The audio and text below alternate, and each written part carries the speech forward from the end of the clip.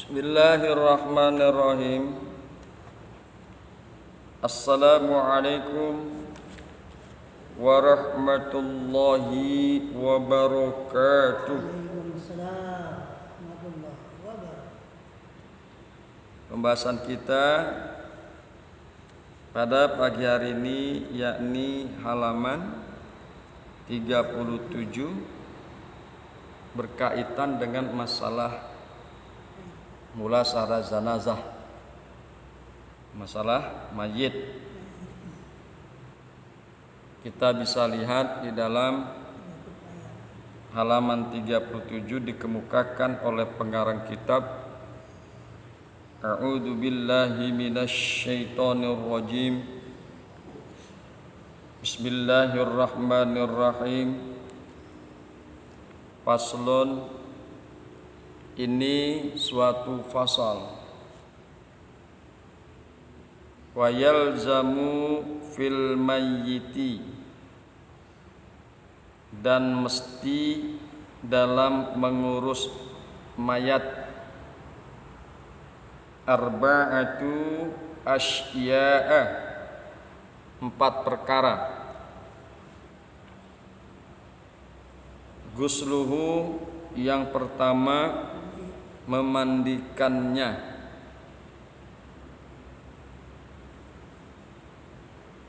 wa takfinuhu, dan mengafaninya, wassalatu alaihi, yang ketiga mensolatkan terhadap mayat,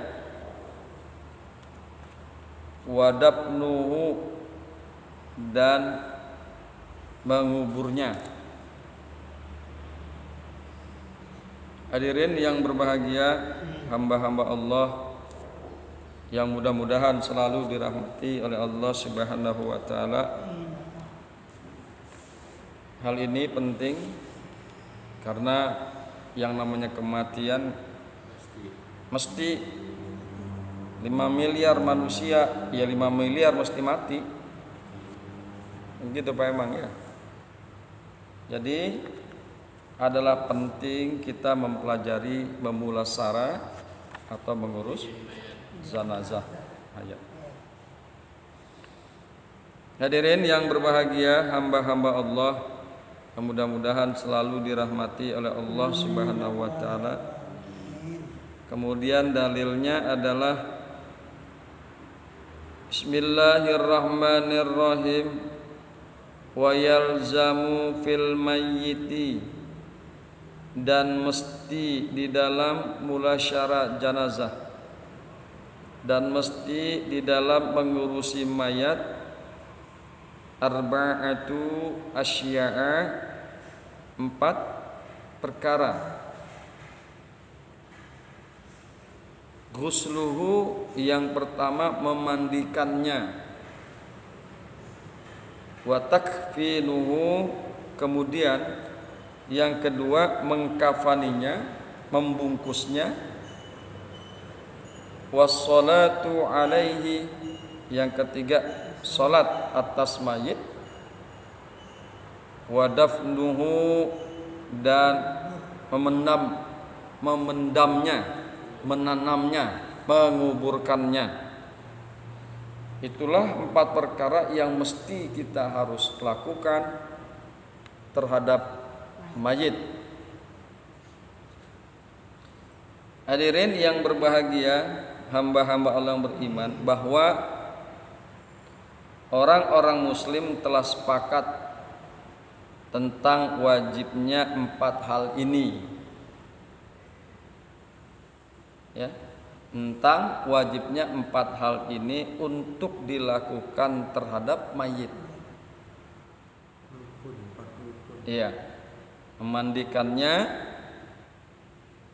mengkafaninya, mensolatinya, dan menguburkannya. Fardu atau wajib, fardu kifayah. Nah, ini yang harus diperhatikan. Makanya di dalam satu kampung, jika tidak ada seorang pun yang bisa memulasari jenazah, mengurus jenazah, dosa semuanya. Ada mayat, ya, nggak ada yang mandiin, nggak ada yang sholatin, segala macam, maka dosa sekampung. Meskipun dia ini fardu kifayah, akan tetapi hendaknya dipelajari dan dipraktekkan. Ya. Jadi fardu kifayah. Jika ada seseorang yang bisa mengurusi jenazah, maka terhapuslah dosa tersebut dari kampung itu. Sekali lagi, jika tidak ada yang mengurusi jenazah, maka dosa satu kampung. Ya.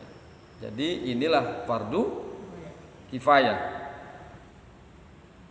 Dalil wajibnya adalah ijma yang didasarkan kepada keterangan-keterangan hadis. Ini adalah ijma. Ijma ulama, kesepakatan para ulama yang tentunya dalil-dalilnya diambil daripada beberapa hadis. Bismillahirrahmanirrahim. Wa isnani la yugsalani. Dan dua orang mayit, wa isnani, dan dua orang mayat, la yugsalani, tidak boleh dimandikan keduanya, wa yusalla alaihima, dan tidak boleh disolatkan kepada keduanya, asyahidu fi ma'rakatil musyrikina. Yang pertama adalah orang yang mati syahid di medan perang melawan musyrikin. Waskitu alladhi lam yastahilla sarihan. Kemudian yang kedua, anak yang gugur dalam kandungan yang tidak meneriakkan suaranya dengan menjerit. Jadi tidak dimandikan, tidak disolatkan. La yuksalani wa la yusalla alaihima. Dua orang yang tidak dimandikan dan tidak disolatkan. Yang pertama adalah orang yang gugur, mati syahid. Yang kedua adalah orang bayi yang gugur dari kandungan, di mana dia tidak meneriakkan suara ataupun menjerit. Maka untuk dua inilah tidak perlu dimandikan dan tidak perlu disolatkan. La yuksalani wa la yusalla alaihima. Hadirin yang berbahagia, hamba-hamba Allah yang mudah-mudahan selalu dirahmati oleh Allah Subhanahu wa taala. Kemudian mari sama-sama kita perhatikan dalilnya. Wasnani, dan dua mayit, dan dua orang, la yuktasalani, yang tidak dimandikan, wala yusalla alaihima, dan tidak disolatkan atas keduanya, as-syahidu fi ma'rikatil musyrikin. Yang pertama adalah orang yang mati syahid di dalam peperangan melawan kaum musyrikin. Mati gugur, maka orang tersebut mati syahid dan tidak perlu dimandikan, tidak disolatkan. La yuktasalani wa la yusalla alaihima. Hal ini berdasarkan riwayat Al-Bukhari dari Jabir radhiyallahu anhu. Annan nabiyya sallallahu alaihi wasallam amara fi qatla Uhudin bidabnihim fi dima'ihim walam yugsallu walam yusalla alaihim. Sesungguhnya Nabi sallallahu alaihi wasallam amara fi qatla, memerintahkan menanam mayat-mayat kurban peperangan Uhud dengan darah-darah mereka tanpa dimandikan dan disolatkan. Ya. Tidak dimandikan dan tidak disolatkan. Bismillahirrahmanirrahim. Kemudian yang kedua, yang tidak dimandikan dan tidak disolatkan, wasiktu, dan yang gugur, alladzi lam yastahilla sarihan. Maksudnya yang gugur ini adalah bayi yang gugur. Bayi yang gugur dan bayi yang lahir tanpa suara jeritan, keluar dalam keadaan sudah mati, sudah dalam keadaan mayit, maka bayi tersebut tidak dimandikan dan juga tidak disolatkan. Hal ini berdasarkan hadis riwayat At-Tirmidzi dan lain-lain dari Jabir radhiyallahu anhu dari Nabi sallallahu alaihi wasallam. Beliau bersabda, at-tiflu la yusalla alaih wa la yarisu wa la yurasu hatta yastahilla. Kanak-kanak tidak perlu disolatkan dan tidak mewarisi dan tidak diwarisi sehingga menjerit. Artinya kalau dia menjerit, dia dalam keadaan hidup. Kemudian diriwayatkan oleh Ibnu Majah dari Jabir radhiyallahu anhu, ia berkata, bersabda Rasulullah sallallahu alaihi wasallam, idza stahalla siktu suliya alaihi wa wurisa. Apabila bayi lahir mengeluarkan jeritan, maka harus disolati bila meninggal dan berhak mendapat waris. Dia sempat lahir, dia sempat menjerit, kemudian gak lama meninggal, maka dia harus disolati. Hadirin yang berbahagia, hamba-hamba Allah yang mudah-mudahan selalu dirahmati oleh Allah Subhanahu wa taala, juga perlu digarisbawahi yang dimaksud dengan jeritan di sini adalah mengeluarkan suara yang kuat, nangis. Ya, bayi kan umumnya begitu, lahir langsung nangis, artinya dia hidup. Atau bersin, bangkis. Ya mungkin ada yang kelilipan kali hidungnya jadi bangkis. Atau gerak-gerakan yang menunjukkan bahwa ia lahir dalam keadaan masih hidup. Jika terjadi seperti itu kemudian gak lama meninggal dunia, maka tetap harus dimandikan dan harus disolatkan. Bismillahirrahmanirrahim. Wa yuksalul mayyitu witran, dan dimandikan mayit itu dengan ganjil. Witron, witir. Jadi kalau witir itu ganjil, sholat witir, sholatnya ganjil, nggak boleh genap.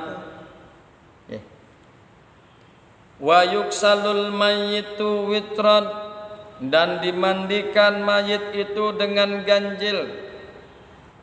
Wa yakunu fi awwali ghuslihi sitrun, dan ada permulaan memandikannya memakai kayu bidara. Yang pertama memakai kayu bidara, daun bidara. Wa fi akhiri, dan wa fi akhiri saun min kafurin, dan pada akhirnya memakai sedikit daripada kapur barus. Jadi pakai daun bidara campurannya, kemudian kapur barus. Ya. Wa yukfanu fi salasati aswabin bidin, dan dibungkus mayat itu dengan 3 kain putih, laisa fiha qamisun, yang tidak ada padanya komis, wala imamatun, dan tidak ada sorbannya. Tidak menggunakan gomis, tidak menggunakan imamah. Ya, tidak menggunakan gomis, tidak menggunakan imamah. Hadirin yang berbahagia, hamba-hamba Allah yang mudah-mudahan selalu dirahmati oleh Allah Subhanahu wa taala. Kemudian marilah sama-sama kita lihat dalilnya.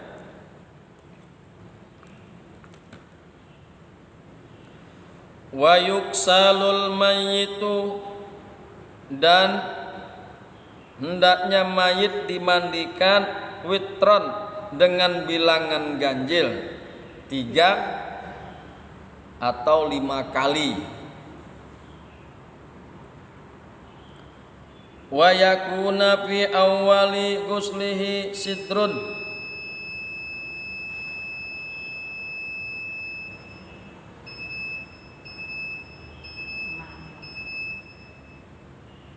wa yakuna fi awwali ghusli sitrun, pada basuhan pertama dicampur dengan air bidara, air daun bidara. Wa fi akhiri syai'un min kafurin, kemudian pada siraman yang lain dicampur sedikit kapur barus. Ya. Dalilnya adalah sebagaimana yang ditunjukkan oleh hadis yang diriwayatkan oleh Al-Bukhari dan Muslim dari Ummi Atiyah Al-Ansoriyah. Ia berkata, Rasulullah sallallahu alaihi wasallam datang kepada kami ketika kami sedang memandikan putri beliau. Lalu beliau bersabda, "Igsilnaha salasan au khamsan au aksara min zalika in ra'aitunna bima'in wa sidrin waj'alna fil akhirati kafuran au syai'an min kafurin wabda'na bimayaminiha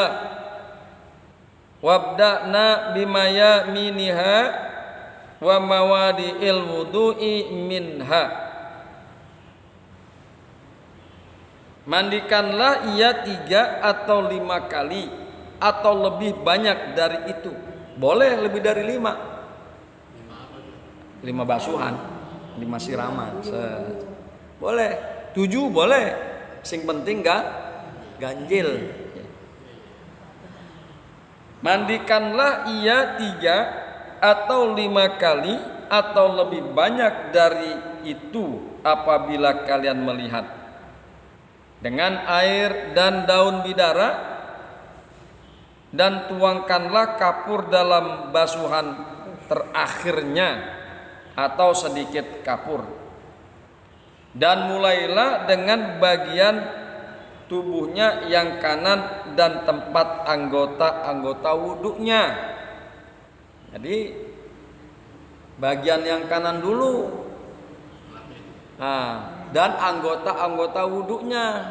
Gitu. Kan kita udah tahu lah anggota wudhunya adalah tangan, ya, kaki.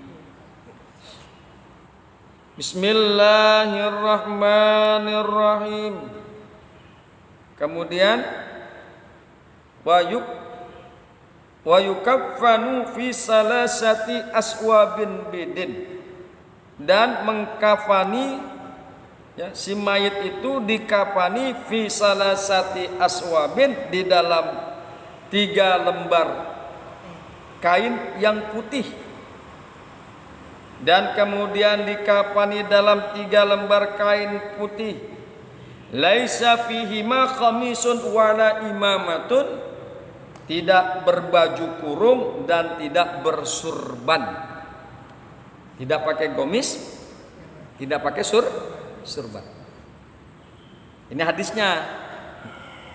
Tapi di dalam keterangan-keterangan buku yang lain dibuatkan surbannya, dibikin gomisnya. Tapi di dalam hadis ini laisa fiha komisun wala imamatun, ya, tidak berbaju kurung dan tidak bersurban. Hadirin yang berbahagia, hamba-hamba Allah yang mudah-mudahan selalu dirahmati oleh Allah Subhanahu wa taala. Hal ini diriwayatkan oleh Imam Bukhari dan Muslim dari Aisyah radhiyallahu anha, ia berkata, kufina Rasulullah sallallahu alaihi wasallam fi salasati aswabin bidin sahuliyatin laisa fiha qamisun wala imamatun. Rasulullah dikafani, Rasulullah meninggal, wafat. Rasulullah dikafani dengan 3 lembar kain katun putih, tidak terdapat di dalamnya baju kurung dan surban. Berdasarkan hadis ini bahwa Kanjeng Nabi Muhammad sallallahu alaihi wasallam dikafani tanpa gomis, tanpa imamah. Hadirin yang berbahagia, hamba-hamba Allah yang beriman, inilah kajian kita. Ya. Memang ada sedikit yang berbeda di antara hadis-hadis yang tadi kita bahas dengan kebiasaan yang terjadi. Inilah fikih. Mungkin saja ada yang pakai gomis terus dibikinkan imamah, ada mungkin dalil yang lain. Yang penting bahwa ada hikmah yang kita bisa ambil dari pelajaran fikih ini. Perbedaan itu pasti ada. Perbedaan itu pasti ada. Tapi perbedaan itu tidaklah boleh dijadikan sebagai bahan permusuhan, bahan kebencian, bahan hasad dan dengki, sehingga timbul bentrokan baik secara omongan maupun secara fisik. Perbedaan khususnya di dalam fikih adalah hal yang biasa. Boro-boro dengan berbeda mazhab, satu mazhab saja, sama-sama mazhab Syafi'i, pasti akan kita temukan ulama-ulamanya berbeda satu sama lain dalam hal fikih. Sekali lagi, marilah kita menghormati, saling menghargai perbedaan di antara kita, sehingga ukhuwah Islamiyah kita semakin kuat, semakin mantap. Yang kita pikirkan agama kita, Islam yang kita pikirkan, bukan egonya mazhab, bukan egonya golongan. Wa'tasimu bihablillahi jami'a wa la tafarraqu. Berpegang teguhlah kalian semua di tali Allah. Berpegang teguhlah kalian semua di agamanya Allah. Wa la tafarraqu, dan janganlah kalian saling berpecah diri. Hadirin yang berbahagia, hamba-hamba Allah yang beriman, itulah kajian kita. Mudah-mudahan bermanfaat. Hadanallah wa iyyakum ajmain. Summa assalamualaikum warahmatullahi wabarakatuh.